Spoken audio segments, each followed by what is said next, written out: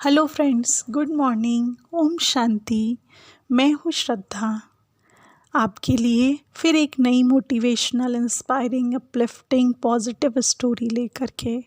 आशा करती हूँ आपको मेरी कहानियाँ अच्छी लग रही होगी। आप मेरी स्टोरीज़ को लाइक कर रहे हैं, शेयर कर रहे हैं, उसके लिए बहुत बहुत थैंक्स। अगर आपने अभी तक मेरे चैनल को सब्सक्राइब नहीं किया है और आप यही स्टोरियाँ कंटिन्यू सुनना चाहते हैं, अपने लाइफ को मोटिवेट करना चाहते हैं, अपनी प्रॉब्लम्स को ख़त्म करना चाहते हैं, तो प्लीज़ प्लीज़ प्लीज़ मेरे चैनल को सब्सक्राइब ज़रूर करें। और अगर आप कोई भी इम्प्रूवमेंट चाहते हैं तो मुझे कमेंट बॉक्स में ज़रूर से लिख कर बताएं। आज की जो हमारी स्टोरी है, जिसका नाम है अधर्म का दुष्परिणाम। दोस्तों, आप मेरी कहानियों को पढ़ भी सकते हैं, जो हिंदी और इंग्लिश दोनों में अवेलेबल है, जिसकी लिंक मैंने नीचे डिस्क्रिप्शन बॉक्स में दी हुई है। मेरा ब्लॉग का लिंक दिया हुआ है, उसके अंदर आप उस पर जाकर इसे पढ़ सकते हैं। तो ये जो स्टोरी है, ये दो व्यक्तियों के बारे में बताती है कि एक व्यक्ति जो है वो अधर्म के मार्ग पे चलता है और एक जो है वो सत्कर्म के मार्ग पर चलता है।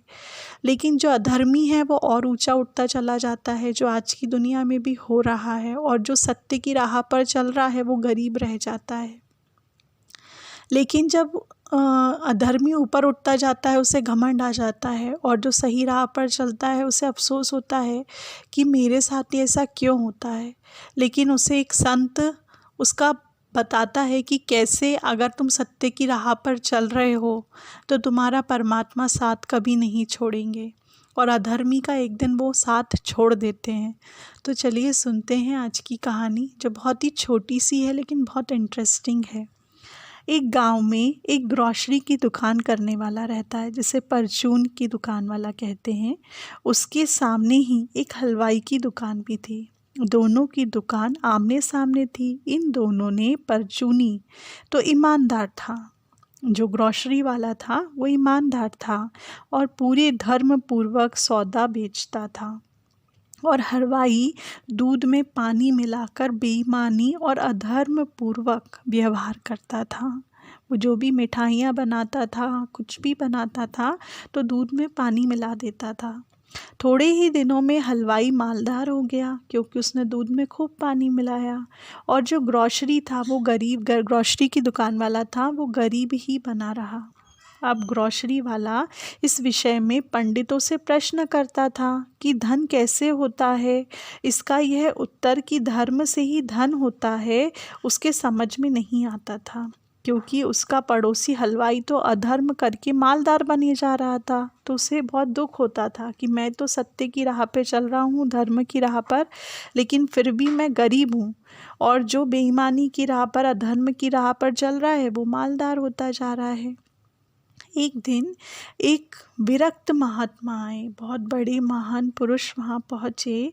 उनसे भी ग्रॉसरी की दुकान वाले ने यही प्रश्न किया। महात्मा चुप हो गए और वही रहने लगे। कुछ दिन बाद महात्मा बोले, तुम गंगा स्नान को चलो। वहाँ पहुंचकर महात्मा ने गंगा किनारे एक गड्ढा आदमी की ऊंचाई से गहरा तैयार करवाया, और ग्रॉसरी की दुकान वाले से बोला कि उसके भीतर खड़े हो जाओ, और कहा उसके खड़े हो जाने पर वह दूसरे आदमियों के द्वारा उस गड्ढे में पानी डलवाने लगा। अब जो ग्रॉसरी की दुकान वाला है वो गड्ढे के अंदर खड़ा है, जो कि उसी की हाइट का है, और पानी उसमें डलता जा रहा है। जो आदमी हैं वहाँ पर दूसरे, वो पानी डालना शुरू करते हैं। अब 100 घड़ा पानी डल जाता है। तब जो ग्रॉसरी की दुकान वाला है उसकी गर्दन तक पानी आ जाता है। इस पर परचूनी बोला, मतलब जो ग्रॉसरी की दुकान वाला है वो बोला, अब यदि 2-4 घड़े और डलवाए तो मैं तो डूबकर मर जाऊंगा। महात्मा बोले, यदि 100 घड़ा पानी डालने पर भी तू नहीं मरा तो 2-4 घड़े डलवाने से कैसे मर जाएगा।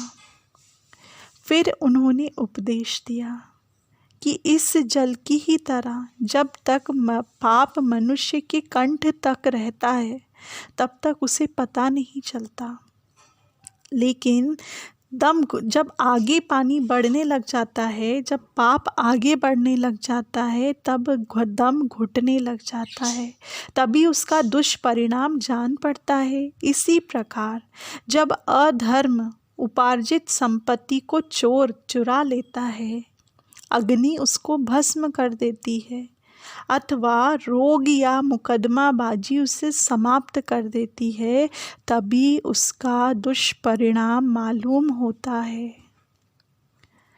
वास्तव में धर्म से ही धन की रक्षा होती है। दोस्तों, ये पूरी कहानी में जो आखिरी लाइन मैंने आप लोगों को बताई, उसमें बहुत ज़्यादा गहराई है। जब इंसान अधर्म का कार्य करता है तो कैसे उसका हिसाब पूरा होता है, और परमात्मा कैसे उससे वो पैसा निकलवाता है जो उसने गरीबों से जो जमा किए थे, उन लोगों ने पाई उससे नोच रहा होता है। तो सुनिए एक बार फिर से, जब अधर्मी उपार्जित संपत्ति को चोर चुरा कर ले जाता है।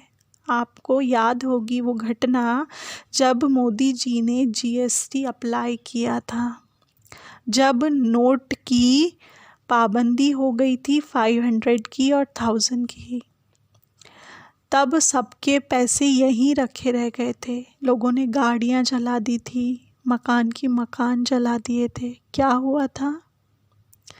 पैसा मिट्टी में मिल गया, किसी के बैंक से लूट कर ले गए, चोर चोरी करके ले गए, है ना।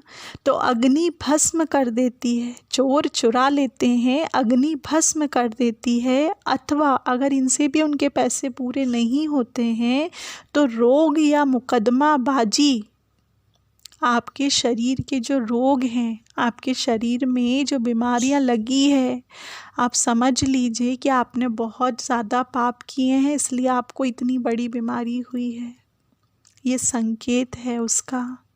और मुकदमेबाजी में अगर आप फंसे हैं तो आपने कुछ करके आए हैं गलत, उसी वजह से आपके ऊपर मुकदमा चल रहा है। इस जन्म में नहीं तो पिछले जन्म में आपने कुछ गलत किया है, जिसका मुकदमा आपके ऊपर चल रहा है, और उसके लिए आपको वकीलों को पैसे देना पड़ता है। पैसे पे पैसे पानी की तरह बह जाते हैं कोर्ट कचहरी के काम में। तो समझ लीजिए अब उसका पैसा कहाँ निकल रहा है। तो हमें हमेशा धर्म के मार्ग पर पैसा लगाना है। जब हम धर्म की राह पर चलते हैं तो परमात्मा हमारा पैसा व्यर्थ नहीं जाने देता, उसे सत्य राह पर ही खर्च करने देता है। वो सिर्फ उसके कार्य में जहाँ पर हम लोगों की मदद करते हैं, दुआएं लेते हैं, वो उन्हीं जगहों पर लगवाएगा। अगर आप बीमार भी होंगे ना, तो आप अगर परमात्मा की राह पर हैं, धर्म की राह पर हैं, तो वो कहीं ना कहीं से आपको एक छोटी गोली भी ऐसी दिला देगा जो आपको ठीक कर देगी। तो सदा धर्म की राह पर चलते रहिए ताकि अधर्म का दुष्परिणाम ना भोगना पड़े।